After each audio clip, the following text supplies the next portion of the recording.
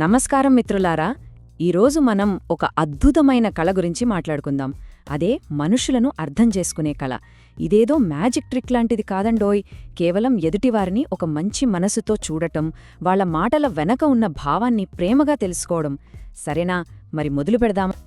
మనకి చాలా ఇష్టమైన వాళ్ళు ఒక్కోసారి బాధలో ఉన్నా పైకి నవ్వుతూ ఉంటారు కదా. అప్పుడు వాళ్ల మనసులో ఏముందో మనం తెలుసుకోగలిగితే ఎంత బాగుంటుంది.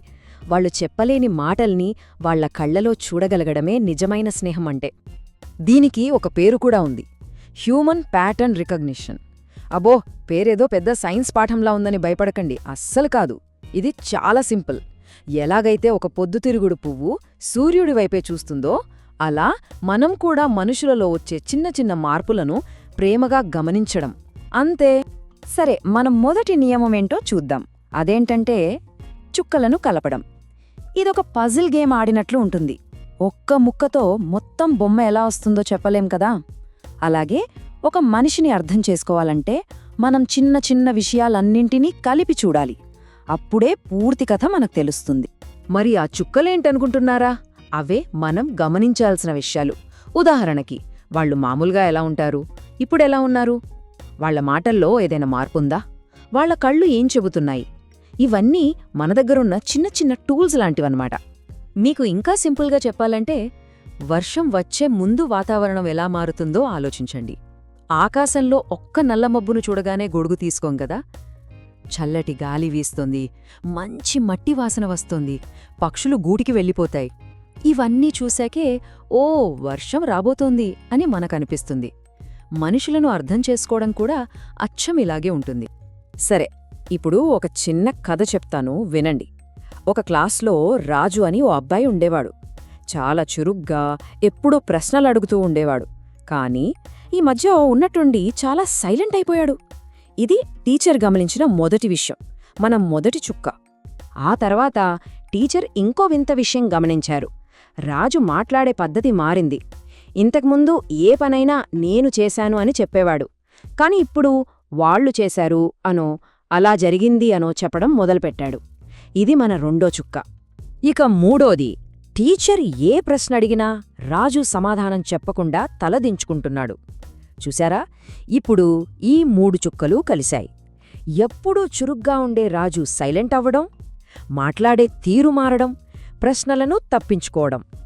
టీచర్కు ఇప్పుడు మొత్తం కథ మెల్లగా అర్థమవుతోంది. ఆ టీచర్ ఈ ప్యాటర్న్ను అర్థం చేసుకుని రాజుని కోప్పడలేదు, ప్రేమగా పక్కకి పిలిచి మాట్లాడారు. అప్పుడు తెలిసింది, స్కూల్లో ఎవరో తనని భయపడుతున్నారని. చూసారా, ఒక్కో విషయాన్ని విడిగా కాకుండా అన్నింటినీ కలిపి చూడటం ఎంత ముఖ్యమో.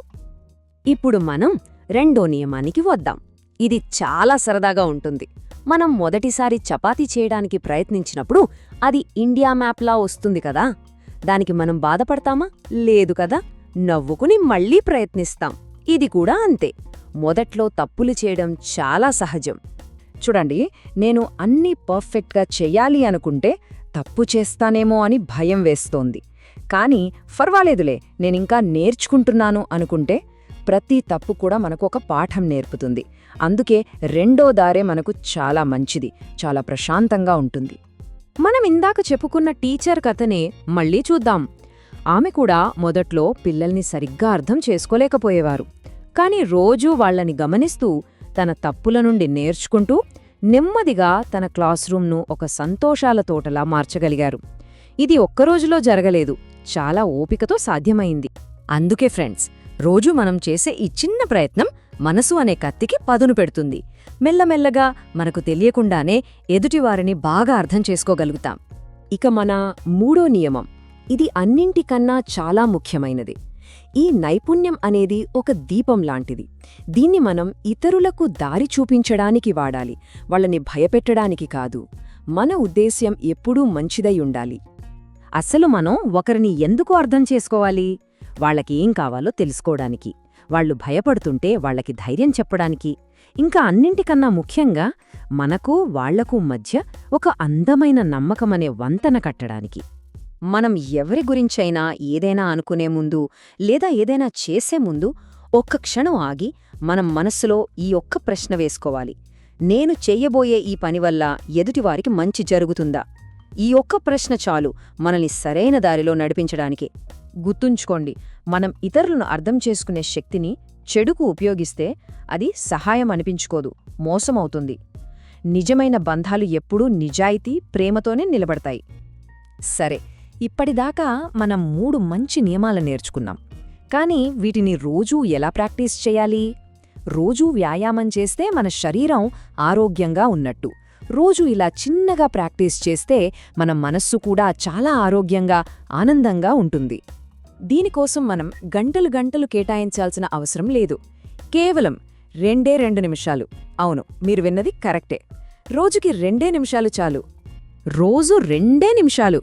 మీ ఇంట్లోనో ఆఫీస్లోనో ఎవరైనా ఒకరిని ప్రేమగా గమనించండి. వాళ్ల మాటలు ఎలా ఉన్నాయి, వాళ్ల కళ్ళు ఏం చెబుతున్నాయి, ఇలా ఒక 2-3 విషయాలు గమనిస్తే చాలు. వాళ్ళు ఎందుకలా ఉన్నారు అని వెంటనే ఒక నిర్ణయానికి రాకుండా ప్రశాంతంగా ఆలోచించండి. అంతే. గుర్తుంచుకోండి మిత్రులారా, రోజూ మనం నేర్చుకునే ఈ చిన్న విషయం ఒకరోజు మనల్ని మంచి మనుషులుగా, మన చుట్టూ ఉన్నవారికి ఇష్టమైన వారిగా మారుస్తుంది. అందరూ సంతోషంగా ఉండాలని కోరుకుంటూ మళ్ళీ కలుద్దాం.